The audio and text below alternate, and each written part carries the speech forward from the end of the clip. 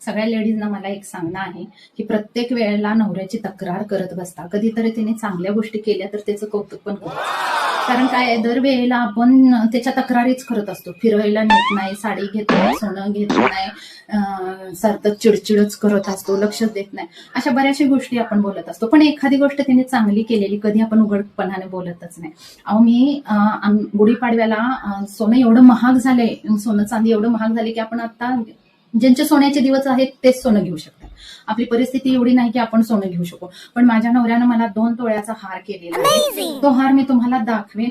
असला भारी हार आहे ना, वर्ल्ड मध्ये सुद्धा असा हार नसेल. क्या देखना पड़ रहा है.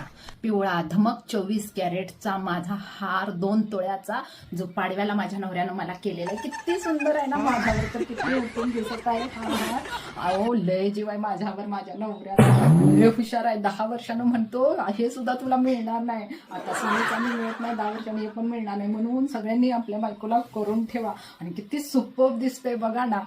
काय करायचं, अवस्था अशी आली की काही दिवसानं लोखंडाची साखळी गळ्यात घालून फिरायची वेळ इत्या का काय असं झालं. ह्याच्यातून समाधान मानायची वेळ आली.